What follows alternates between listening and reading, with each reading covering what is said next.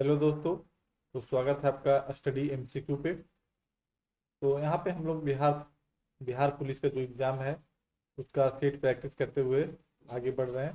हम लोगों ने 11 सेट हम लोगों ने कवर किया, इसमें डिस्कस कर चुके हैं। तो आप इसके प्लेलिस्ट में जाकर 11 सेट को देख सकते हैं। अगर नहीं देखे हैं तो आपको यहाँ पर से 100% कुछ ना कुछ हेल्प मिलेगा। तो आप 11 सेट को देखिए। आप वीडियो को 1.25 पे भी कर कर देख सकते हैं, जितना आपको कंफर्टेबल हो। तो आराम से सेट को पूरा देखिए, पूरा अंत तक देखिए। तो आपको इसमें 10 हिंदी का और 10 इंग्लिश और फिर 10 रीजनिंग, मैथ 10 मैथ और फिर करंट अफेयर्स का भी है। तो आपको ये सब देखने को मिलेगा। इसमें जो करंट अफेयर्स का भाग है तो उसको आप स्किप कर सकते हो या फिर एक देख सकते हो कि हाँ 2022 और 23 में किस तरह का करंट अफेयर पूछा गया है। तो आइए देखते हैं सेट नंबर 12 का आज पहला सवाल। इसमें से इसमें से कहता है, देखिए पहला है, भारत का सर्वोच्च कानून किसे माना जाता है? भारत का सर्वोच्च कानून किसे माना जाता है? तो देखिए आप लोगों ने ऐसा क्वेश्चन भले ही नहीं इसे सोल्व किया हो, लेकिन अगर आप अच्छे से पढ़िए तो भारत का सर्वोच्च कानून तो कौन सा होगा? सिंपल सी बात है, भारत की ये संविधान ही होगा। क्योंकि जितना भी भारत में हम लोग को पे जो शासन किया जा रहा है, हमारे संविधान को ही बेस के रूप में रखकर किया जा रहा है। जिसे भारत के संविधान के अनुसार ही हमारे पास जुडिशियल है और लोकसभा है, राज्यसभा है, और जो भी मंत्री परिषद है, जितना पुलिस कानून सारी व्यवस्था इसके अंतर्गत किया गया है। तो हमारे कह सकते हैं पहले जो इसका राजा का शासन एक प्रकार से चलता था, तो अभी हमारी संविधान का शासन चलता है। और संविधान बनाया गया है हम लोग के भारतीय जनता के द्वारा, सारे के सारे को मद्देनजर रखकर। ठीक है। तो इसका देखिए, पिछला सेट में हम लोग देखे थे 26 नवंबर, ये 1949 को संविधान हम लोग को बनकर कंप्लीट हुआ था। अब अगला देखते हैं। भारतीय संविधान का अनुच्छेद 280 इनमें से किससे संबंधित है? ये जो अनुच्छेद 280 है वह किससे संबंधित है? ये है वित्त आयोग से संबंधित है। अगला है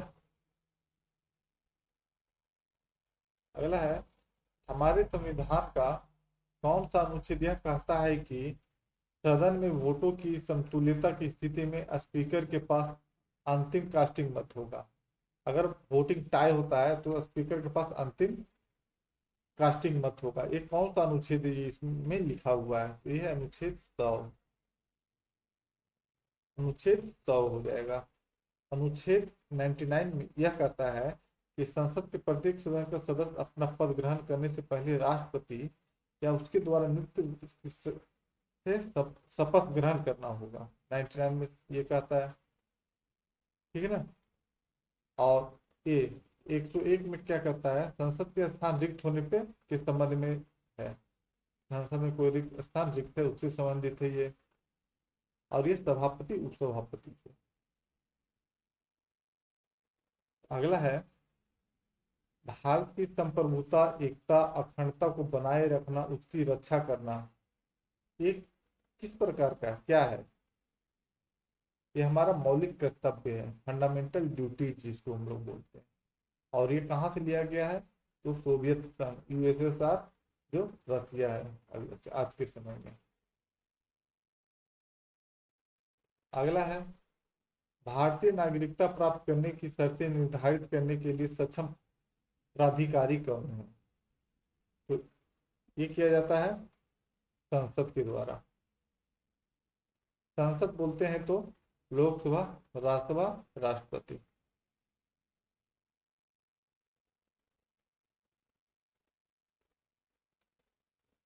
अगर राष्ट्रपति और उपराष्ट्रपति के पद रिक्त हो जाते हैं तो भारत के राष्ट्रपति के रूप में कौन कार्य करेगा?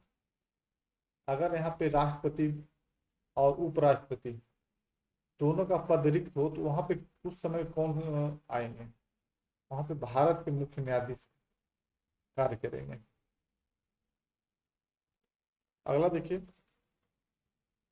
अनुच्छेद 243 किससे संबंधित है? तो यह है पंचायतों की संरचना से संबंधित है, 243 का सी। और ये तो जिसमें भी सी या वगैरह कुछ भी लगा हुआ तो समझिए कि बाद में बना हुआ है। तो ये जो बना था 243 का सी, तो 1992 में 73 संविधान संशोधन के माध्यम से भाग 9 जोड़ा गया था इसमें। ठीक है, अगला देखते हैं। 2022 के अंत तक उपलब्ध जानकारी के अनुसार भारत के संविधान द्वारा कितने भाषाओं को मान्यता प्राप्त की गई है? अभी अभी तक भारत के संविधान में कितने भाषाओं को संविधान मान्यता प्राप्त किया है संविधान के द्वारा? इसमें हो जाएगा 22। और ये कौन सा अनुसूची है इसके लिए? 8, 8वां अनुसूची है। अगला देखते हैं।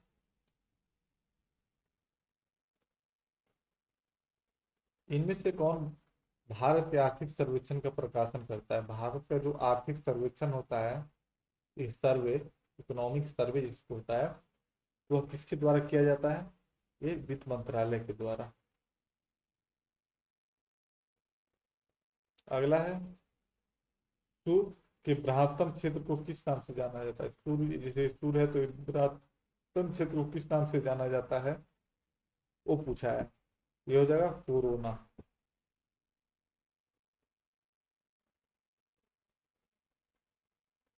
अगला देखते हैं।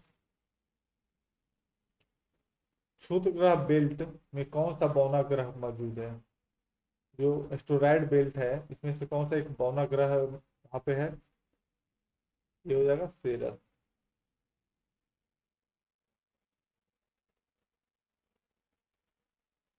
निम्नलिखित विकल्पों में से कौन सा ज्वालामुखी पर्वत का एक उदाहरण है? यहाँ पे ज्वालामुखी पर्वत का उदाहरण कौन सा है? तो हो जाएगा फ्यूजियामा। फ्यूजियामा है जो कि ये जापान में है, जापान का एक पर्वत है, जापान का सबसे ऊंचा पर्वत है ये। अगला है, यूरोप की सबसे लंबी नदी, यूरोप का जो सबसे लंबा नदी है उसे, ये है वेल्गा। वेल्गा नदी सबसे यूरोप की सबसे लंबी नदी है, ये है 3690 किलोमीटर, 3636 याद रखिए। और ये जो कहाँ से निकलती है, तो ये वेल्गा है तो वाल्दे से निकलती है, नाम दोनों का सेम ही है, वाल्दे से निकलती है। तो खैर ये कहाँ है वही पूछेगा ज्यादा, तो इसको आधा यूरोप में है। और ये कहाँ गिरती है, तो ये कैस्पियन सागर में, कैस्पियन सागर में जाकर गिरती है। अगला देखते हैं। विश्व के सबसे अधिक प्राकृतिक गैस भंडार किस देश के पास है? सबसे अधिक प्राकृतिक गैस भंडार किसके पास है? ये हो जाएगा रूस, सबसे ज्यादा रूस के पास है। यहाँ पे कंफ्यूज नहीं होइएगा, एक होता है भंडारक और कभी कभी पूछेगा उत्पादक। तो भंडारण में सबसे ज्यादा रूस है और उत्पादक में अमेरिका है। और इसमें भंडारक में दूसरा पे है ईरान और उत्पादक में रूस। तो इसको बस यहाँ पे पहला पूछेगा, भंडारक पूछा तो रूस और उत्पादक पूछा तो अमेरिका। सेकंड पे उत्पादक में रूस हो जाएगा और भंडारक में ईरान। अगला देखते हैं। लोकटक झील किस राज्य में स्थित है? पिछला सेट में ही हम लोगों ने बात की थी, लोकटक झील जो सबसे मीठे पानी का झील है, ये मणिपुर में। अगला है, किस नदी को बंगाल का शोक कहा जाता है? सौरव बंगाल, बंगाल का कौन है? ये दामोदर नदी को कहते हैं। ठीक है, अगला देखते हैं। कांटेदार वन, कांटेदार वन कहाँ पाए जाते हैं? तो इसका सही आंसर हो जाएगा राजस्थान में, जो क्योंकि वहाँ पे बहुत ज्यादा गर्मी होती है इसलिए कांटेदार।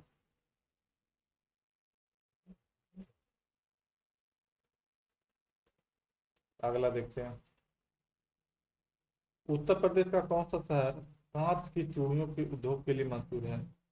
उत्तर प्रदेश में कौन सा शहर है जो कांच की चूड़ियों के लिए मशहूर है? आप लोग राजस्थान से कंफ्यूज नहीं होइएगा, यहाँ पे उत्तर प्रदेश पूछा है, तो ये हो जाएगा फिरोजाबाद। ये कांच की चूड़ियों के निर्माण के लिए बहुत ही प्रसिद्ध है, और इसी कारण से इसे सुहाग सुहाग की नगरी कहते हैं। सुहाग की नगरी, क्योंकि चूड़ियां ज्यादा कौन पहनती है? महिलाएं लोग। तो सुहाग की नगरी फिरोजाबाद को। अब देखते हैं अगला। देखिए अगला है, हाँ, लासा द्वीप सागर। ये जो है लासा द्वीप सागर को और किस नाम से जाना जाता है? लासा द्वीप का और किस नाम से जाना जाता है जो कुछ है? ये हो जाएगा लक्षद्वीप सागर को ही कहते हैं। छंदोग उपनिषद को सबसे पुराना उपनिषद, सबसे पुराना उपनिषद कौन है? तो छंदोग्य। समस्त भारतीय दर्शन के मूल स्रोत है इसमें है, और वेदांत भी इसे कहा जाता है। वेदांत से वेदांत भी कहा जाता है। और जो सत्यमेव जयते भारत का राष्ट्रीय आदर्श वाक्य है सत्यमेव जयते, जो कहाँ से लिया गया है? ये मांडुक्य उपनिषद से। अगला देखते हैं, चंद्रगुप्त मौर्य के गुरु कौन थे? चंद्रगुप्त मौर्य के गुरु हो जाएंगे विष्णुगुप्त। अच्छा, विष्णुगुप्त को ही कौटिल्य, कितना कि लोग कौटिल्य से कंफ्यूज न होइएगा, कौटिल्य भी यही है। सरवन बेलगोला में स्थित गोमतेश्वर मूर्ति किस सामग्री से बनी हुई है? सरवन बेला में जो गोमतेश्वर की मूर्ति है किस सामग्री से बनी हुई है? ये है ग्रेनाइट से बनी हुई है। और ये जो मूर्ति जो बना हुआ है 17 मीटर 58 फीट का है, जो कि पूरे विश्व में एक पत्थर से निर्मित विशालकाय मूर्ति, जो मतलब एक पत्थर से पूरा मूर्ति को जो बनाया गया है। ठीक है, और इस मूर्ति का जो ये जो मूर्ति बनाया गया वह गंग वंश के द्वारा बनाया गया था। और गंग वंश के द्वारा तो बनाया गया है, लेकिन गंग वंश के किसके द्वारा? तो ये बनाया गया था राजमल। राजमल और उनके सेनापति चामुंडा राय, यही बनाए गए थे। ठीक है, अगला देखते हैं, किस सम्राट ने अपनी राजधानी दिल्ली से दौलताबाद स्थानांतरित की थी? किस सम्राट ने अपनी राजधानी दिल्ली से दौलताबाद स्थानांतरित किए थे? ये हो जाएगा मोहम्मद बिन तुगलक।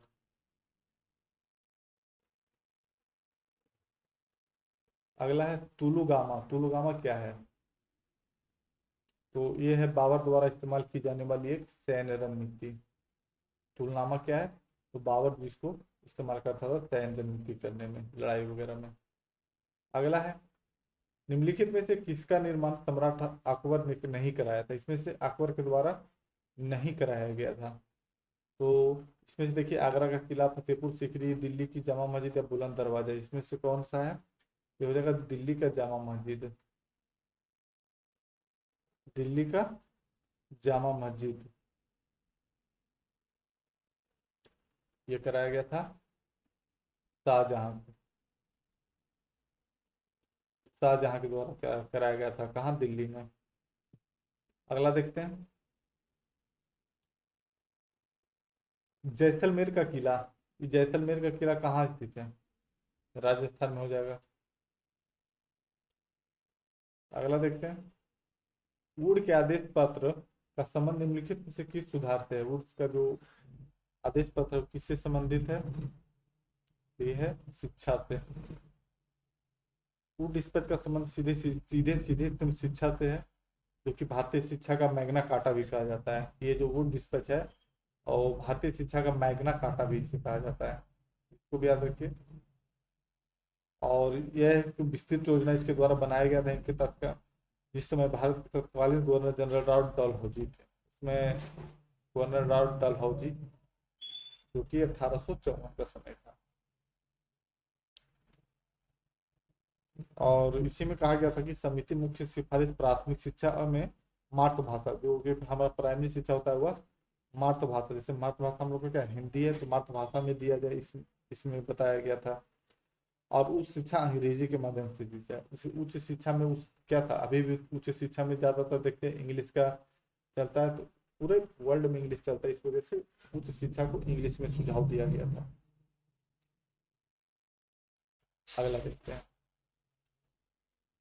भारतीय राष्ट्रीय कांग्रेस के प्रथम मुस्लिम अध्यक्ष कौन थे? प्रथम मुस्लिम अध्यक्ष तो ये हो जाएंगे बदरुद्दीन तैयब जी। ये है बदरुद्दीन तैयब जी। अच्छा, भारतीय राष्ट्रीय कांग्रेस का स्थापना कब हुआ? तो ये 1885 ईस्वी में हमेशा पूछा जाता है, ये रिवीजन हमेशा करते चाहिए, जो हमेशा पूछा जाए, ताकि हम लोग एकदम भूले नहीं। और उस समय अध्यक्ष कौन थे? WC बनर्जी प्रथम अध्यक्ष यही कहलाएंगे। और फिर इसके बाद हुआ था 1886 में, इसका अधिवेशन हर साल होता था, उस समय इसके अध्यक्ष हुए थे दादा भाई नौरोजी। प्रथम पारसी अध्यक्ष भी अगर पूछे तो यही हो जाएंगे, दादा भाई नौरोजी पारसी अध्यक्ष। और 1887 ईस्वी में ये हो जाएंगे मद्रास में, ये हुआ था इन्हीं के द्वारा, बदरुद्दीन तैयब जी के द्वारा 1887 ईस्वी में प्रथम मुस्लिम अध्यक्ष ये हो जाएंगे। और इसके बाद 88 में जो इलाहाबाद में हुआ था, इलाहाबाद आज प्रयागराज जिसको हम जानते हैं, तो इसमें हुए थे जॉर्ज यूलो, प्रथम अंग्रेज अंग्रेज अध्यक्ष जॉर्ज यूलो, उसको भी याद रखिए। अगला देखते हैं,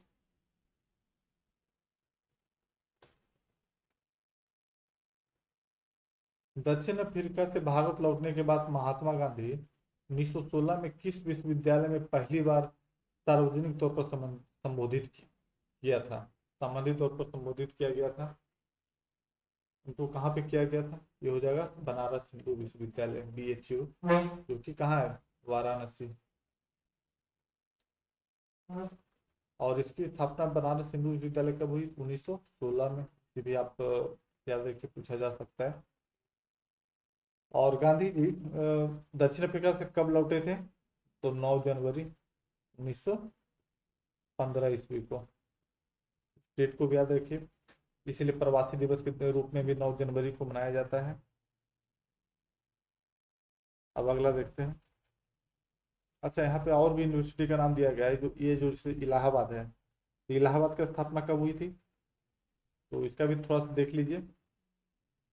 1887 में इलाहाबाद यूनिवर्सिटी की स्थापना होती है। और एक है अलीगढ़ मुस्लिम विश्वविद्यालय, अलीगढ़ अलीगढ़ मुस्लिम विश्वविद्यालय, इसका हुआ था 1920 ईस्वी में। और यहाँ पे मुंबई विश्वविद्यालय, तो ये मुंबई विश्वविद्यालय हुई थी 1857 ईस्वी। इसमें सबसे पुराना यही हो जाएगा। अगला है, व्यक्तिगत का सिद्धांत नीति किसने तैयार की थी? इस नीति को किसके द्वारा तैयार किया गया था? ये लॉर्ड डलहौजी की हड़प नीति भी इसको कहते हैं।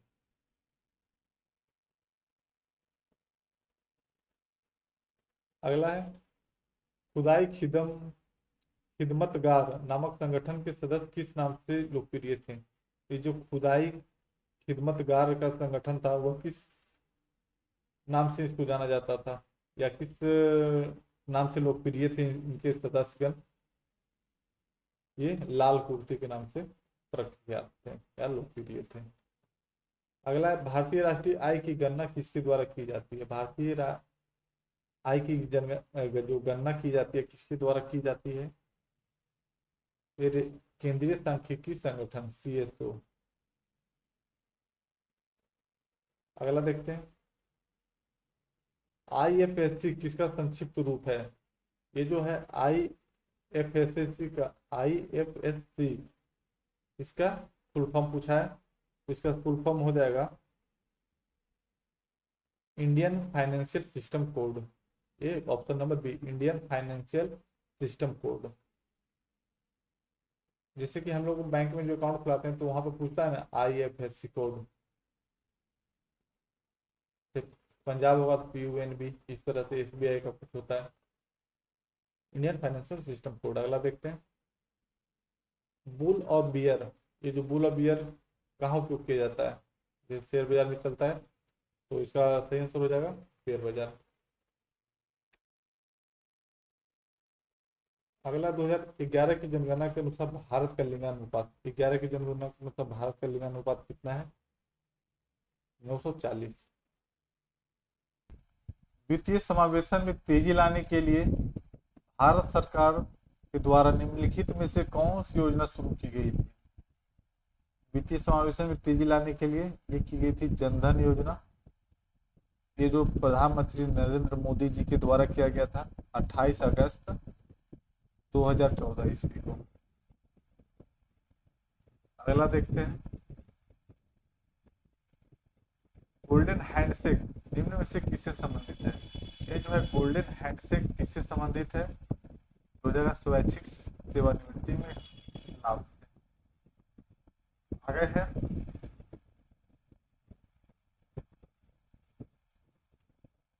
भारत सरकार द्वारा शुरू की गई स्वयं SWAYAM स्वयं योजना का लक्ष्य क्या है? भारत सरकार के द्वारा जो भी योजना लाई जाती है उसका नाम स्वयं। इस योजना का लक्ष्य क्या है? हो जाएगा शिक्षा का अधिगम और समानता एवं गुणवत्ता। अगला है नौटंकी किस राज्य का एक लोक नृत्य है? नौटंकी किस राज्य का एक लोक नृत्य है? ये है उत्तर प्रदेश का। नेक्स्ट है चेरियल चित्रकला का एक शैली है जो हाल ही में सुर्खियों में रही, यह किस राज्य से संबंधित है? जो चेरियल है किस राज्य से इसका संबंध है? ये तेलंगाना हो जाएगा। ठीक है, और मधुबनी का कहाँ से? मधुबनी का हो जाएगा बिहार। याद रखिएगा क्योंकि बिहार से मधुबनी पेंटिंग जब भी पूछे तो बिहार मारिएगा। उसी प्रकार से यहाँ पे आंध्र प्रदेश है तो यहाँ पे एक होता है कलमकारी, कलमकारी आंध्र प्रदेश में। ठीक है, और कर्नाटक का जगह देखिए तो कर्नाटक का कर्नाटक का वैसे भी अभी ध्यान नहीं आ रहा है इसका विषय। मध्य प्रदेश, मध्य प्रदेश का एक है गोंड चित्रकारी, गोंड चित्रकारी मध्य प्रदेश का। कर्नाटक का आप देख लीजिएगा। अगला देखते हैं इकोनॉमी ऑफ परमानेंस। यहाँ पे इकोनॉमी ऑफ परमानेंस के लेखक कौन है? तो इसके लेखक हैं ये जेसी कुमारप्पा, जेसी कुमारप्पा। अगला है विश्व जनसंख्या दिवस कब मनाया जाता है? विश्व जनसंख्या दिवस कब मनाया जाता है? 11 जुलाई को मनाया जाता है। प्रत्येक वर्ष 11 जुलाई को मनाया जाता है और इसका शुरुआत किया गया था 1989 में। नेक्स्ट है ज्ञानपीठ पुरस्कार में नगद पुरस्कार के साथ जो दी जाती है वह कांस्य प्रतिमा दी जाती है। मतलब किसकी कांस्य प्रतिमा दी जाती है? ये सरस्वती माँ जी का कांस्य प्रतिमा होती है। नेक्स्ट देखते हैं विश्व बौद्धिक संपदा संगठन विपो का मुख्यालय कहाँ है? विपो का मुख्यालय कहाँ स्थित है? ये जिनेवा स्विट्जरलैंड। अगला है ISS किसका संक्षिप्त रूप है? ISS का फुल फॉर्म यहाँ पे पूछा है सीधा सीधे में, तो इंटरनेशनल स्पेस स्टेशन। नेक्स्ट है ब्लैक पर्ल। ब्लैक पर्ल निम्नलिखित में से किस खेल से संबंधित है? ये फुटबॉल से है। अगला है निम्नलिखित में से कौन सा कंप्यूटर एक आउटपुट डिवाइस है? पहले इनपुट डिवाइस पूछा था, इस बार आउटपुट डिवाइस। तो यहाँ पे हम लोग बात किए थे जो डेटा बाहर आए कंप्यूटर। ठीक है, तो यहाँ पे हो जाएगा, देखिए यहाँ पेन ड्राइव दिया है, राउटर है, स्कैनर है, जॉयस्टिक है। तो ये जो पेन ड्राइव डेटा इन करते हैं तो इसका हो जाएगा प्लॉटर। अगला देखते हैं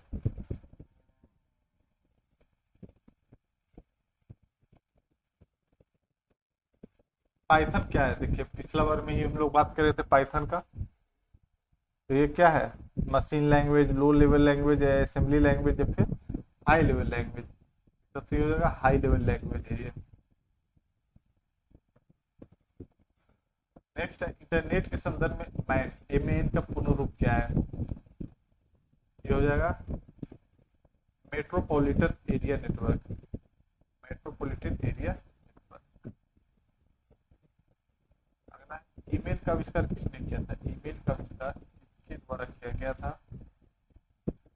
ये ईमेल जो हुआ था क्या मूलभूत से 1982 ईस्वी में अमेरिकी की सरकार ने इन्हें ईमेल सिस्टम का जनक के तौर पर मान्यता दिया था। किन्हें? तो ये दिया गया था जेम्स गोसलिंग को। अगला देखते हैं, किस भौतिक मात्रा में सीमेंस में मापन किया जाता है? सीमेंस में मापन किया जाता है ये विद्युत चालकता का। अगला है वर्षा मापने के यंत्र को क्या कहा जाता है? वर्षा को मापने के यंत्र को क्या कहा जाता है? हाइटोमीटर। 53 न्यूटन का निम्नलिखित में से कौन सा नियम बल की परिणात्मक परिभाषा देता है? ठीक है, ये हो जाएगा गति का पहला नियम।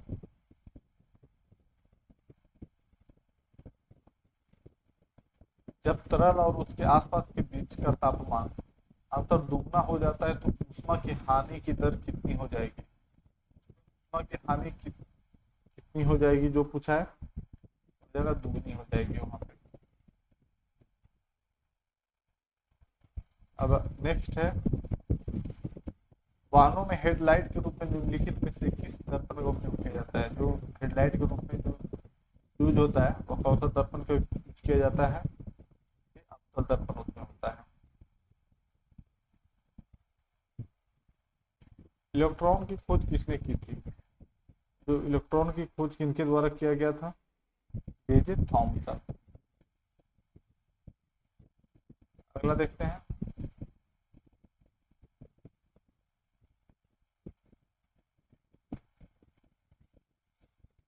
आगे आधुनिक आवर्त सारणी में किसी आवर्त में बाएं से दाएं जाने पर धातु के लक्षण बढ़ता है या घटता है या समान रहता है? जो बताना है तो ये घटता है। क्या? बाएं से दाएं जाने पर। अगला है, कैंसर का उपचार निम्नलिखित में से कौन सी अक्रिय गैस के द्वारा किया जाता है? कौन सा अक्रिय गैस के द्वारा किया जाता है? ये है रेडॉन। अगला है, सोल्डर निम्नलिखित में से किन धातुओं का एक मिश्र धातु है? ये जो सोल्डर है ये हो जाएगा सीसा और टीन का। अगला, मानव शरीर में उस एंजाइम का नाम बताएं जो कार्बोहाइड्रेट्स को तोड़ने में मदद करता है। जो कार्बोहाइड्रेट को तोड़ने में मदद करता है वह कौन सा है? यह है एमाइलेज। अगला है, यदि दूध को ग्रीष्मकाल में फ्रिज के बाहर रखा जाए तो वह खट्टा हो जाता है, इसका क्या कारण है? फ्रिज को बाहर रखे तो खट्टा हो जाता है, ये लैक्टोज एसिड में लैक्टोज शर्करा का रूपांतरण के कारण ऐसा होता है। Option number B. अगला कहता है ब्लड प्रेशर, रक्तचाप के बारे में निम्न में से कौन सा कथन सही है? सही को चुनाव करना है। ये हो जाएगा समान सिस्टोलिक ताप में लगभग 120 mm होता है और डायलिस्टिक में तो 120/। Option number.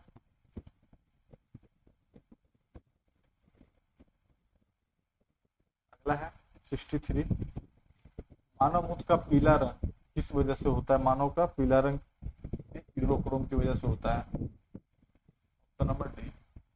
अब है 64, पक्के बाघ अभ्यारण्य निम्नलिखित में से किस राज्य में है? पक्के बाघ अभ्यारण्य किस कहाँ पे है? यह है अरुणाचल प्रदेश। अरुणाचल प्रदेश फेमस जगह है, यहाँ पे जाइए, यहाँ का वेदर और मानसून बहुत अच्छा है।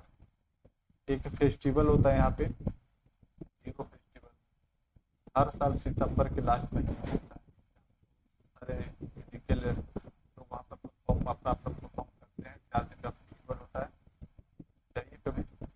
वहाँ सारा कुछ बांस से, प्राकृतिक नेचर से बनाया जाता है।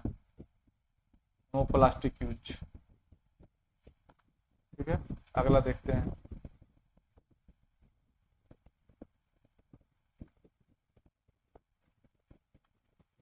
हाल ही में किस राज्य के असलम अपग्रेडिंग प्रोग्राम जगह मिशन को UN habitat world habitat award से 2023 प्रदान किया गया है?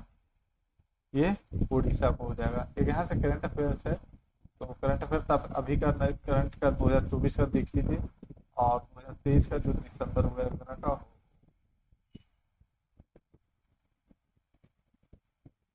अगला अप्रैल 2023 में प्रधानमंत्री नरेंद्र मोदी ने कहां पर नमो पथ देवका सी फ्रंट राष्ट्र को समर्पित किया? देवका सी फ्रंट कहाँ राष्ट्र को समर्पित किया गया था? यह है उत्तराखंड। जनवरी 2023 में भारत का निर्वाचन आयोग किसे बिहार का स्टेट आइकॉन नियुक्त किया? हो जाएगा मैथिली ठाकुर को। हाल ही में किसे गति शक्ति विश्वविद्यालय बड़ोदरा का पहला कलाधिपति मतलब चांसलर नियुक्त किया गया है? इन्हें किया गया है, जो है अश्विनी वैष्णव को।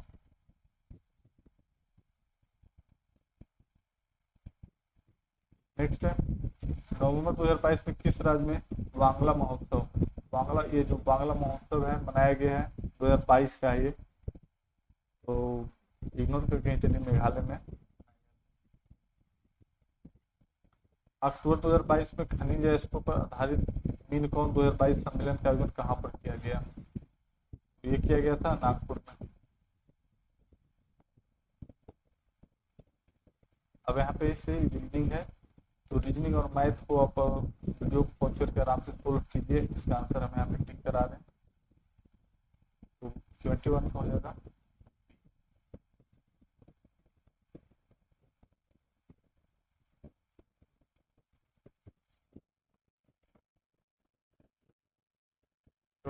आप नीचे कुछ प्रश्न है, तो देखते हैं कौन सा है।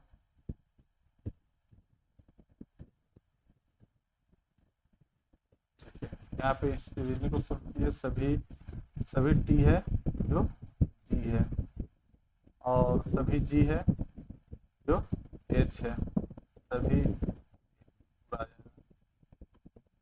उसको सोल्व करिए।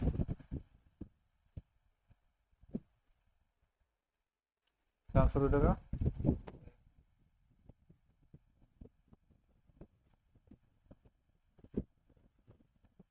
इसमें, यहाँ पे सोल्व करना है, सेम इसी प्रकार का देखना है। इसका आंसर हो जाएगा डी।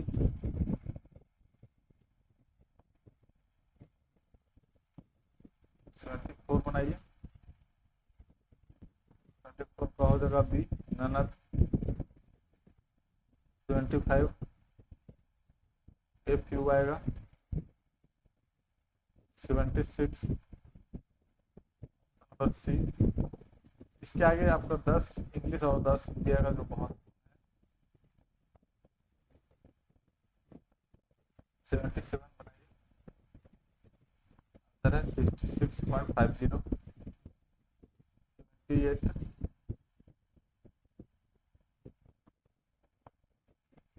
हो जाएगा 50%। 79 35 डिग्री। 80 15 सेंटीमीटर। ऑप्शन नंबर ए। अब यहाँ पे देखिए, यहाँ पे इंग्लिश से यहाँ 10 है, यहाँ पे फाइंड द एरर को सिलेक्ट करना है। तो radium is one of the most valuable metal in the world. तो यहाँ पे कहाँ पे एरर लग रहा है वहाँ पे देखना है, वैल्यूएबल मेटल। सही आंसर हो जाएगा मेटल। यहाँ पे वैल्यूएबल मोस्ट वैल्यूएबल मेटल्स हो जाएगा, तो यहाँ पे गलती हो जाएगा मेटल्स के पास। Option number A metal. अगला देखते हैं, ब्लैंक्स है, इसको फिल करना है। तो trust is the most important element of the क्या साउंड, एलिमेंट ऑफ साउंड।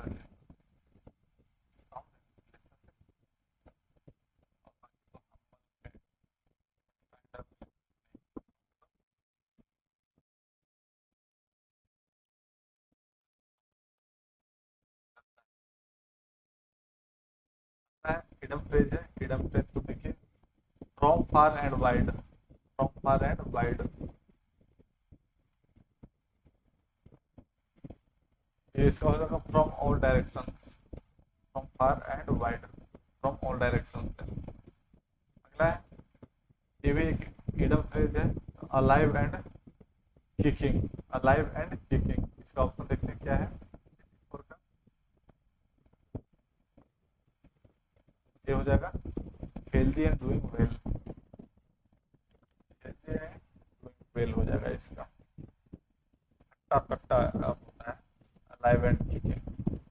अगला है ग्रामेटिकली एरर को देखना है, यहाँ पे जो ग्रामेटिकल एरर है तो देखते हैं कौन सा है।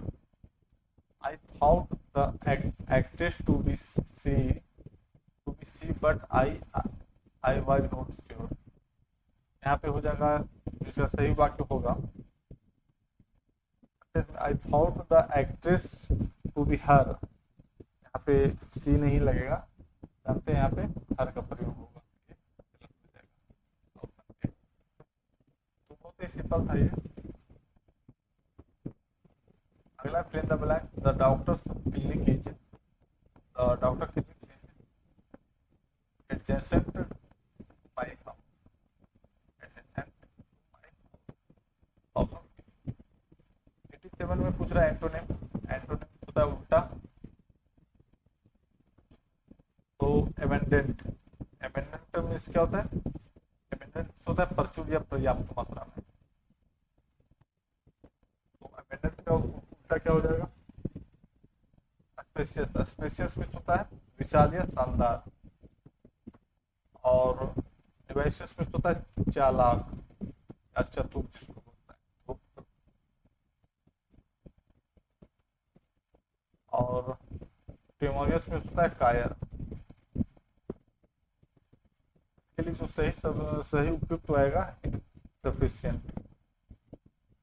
सफिशिएंट मीन्स अपर्याप्त, यहाँ पे अबेंडेंट पर्याप्त, तो अपर्याप्त इसका अपोजिट। अगला है यहाँ पे नो सब्स्टिट्यूशन रिक्वायर्ड, यहाँ पे देखना है क्या सही है, तो यहाँ पे हो जाएगा she has one younger sister does she, यहाँ पे has not she हो जाएगा, does she, has not, has not, okay?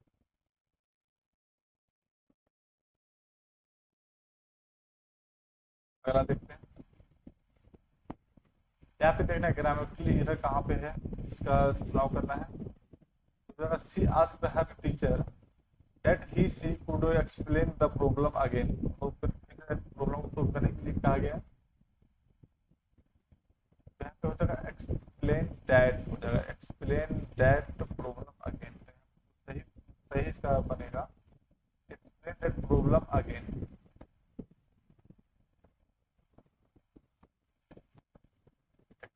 that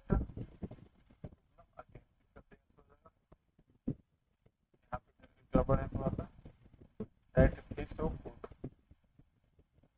ये जो वर्ड है इसके स्थान पे हर टीचर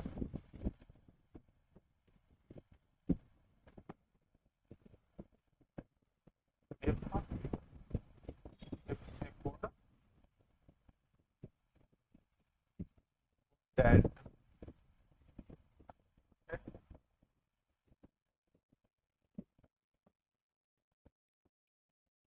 अगला है सिनोनिम, यहाँ पे सिनोनिम से यहाँ पे सोल्व करना है, तो दिया गया टर्बुलेंट, टर्बुलेंट मीन्स क्या होता है, टर्बुलेंट मीन्स होता है अशांत या द्रवी, टर्बुलेंट, इसका सिनोनिम मिलता जुलता पीसफुल नहीं होगा, नॉट वायलेंट, नॉट वायलेंट भी नहीं होगा, इसका वायलेंट हो जाएगा, उपद्र वायलेंट बचा रहा है। अगला देखते हैं, आगे हिंदी का है, निम्नलिखित में से मर्द, मर्द का विपरीतार्थक शब्द क्या होता है, मर्द का विपरातक शब्द हो जाएगा अमर। नेक्स्ट है 92, आहट, आवट, आस आदि किस प्रकार के तत्विक प्रत्यय हैं? किस प्रकार का तत्व है? भाववाचक है ये। संधि के कितने भेद होते हैं? संधि के कितने भेद होते हैं? ये 3 भेद होते हैं, स्वर संधि, व्यंजन संधि और विसर्ग संधि। अगला है पेट की अग्नि के लिए शुद्ध शब्द क्या है? पेट की अग्नि के लिए शुद्ध शब्द क्या है? तो जठराग्नि। चीर, ये चीर और चीर का अर्थ क्या होता है? एक चीर इधर से, एक चीर इधर से, इधर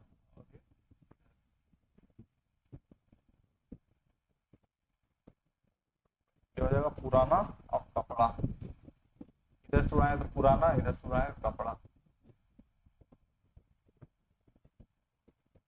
96 के युग में कौन सी जोड़ी सही है? इसमें से देखना है कौन सा सही है।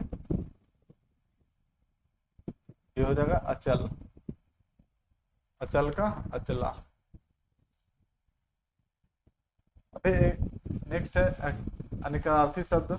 इसमें अब जो दिया है, अब इसका गलत विकल्प का चयन करना है। ये हो जाएगा मेघ। दिए गए विकल्पों में से अपेक्षा का अर्थ क्या होता है? अपेक्षा का अर्थ कौन सा होगा इसमें? जो अपेक्षा का अर्थ होगा वो कौन सा होगा? अभिलाषा। मरकट का पर्यायवाची शब्द, मरकट का पर्यायवाची शब्द क्या होता है? ये हो जाएगा बंदर। आज का लास्ट सवाल है दोस्तों, अपना राग अलापना, अपना राग अलापना मुहावरे का अर्थ क्या होता है? हो जाएगा अपनी ही बात कहते रहना। तो अपनी ही बात कहने में मगन होना, दूसरा का सुनना ही नहीं, तो अपनी राग अलापती रहता है। ठीक है दोस्तों, आज सेट नंबर 12 यहाँ पे कंप्लीट होता है। तो आपका एग्जाम बहुत जल्द होगा, तो आप अच्छे से एग्जाम जाकर दीजिए। आप लोग को बहुत बहुत शुभकामनाएं, और यहाँ पे ये लेक्चर समाप्त होता है। जय हिंद।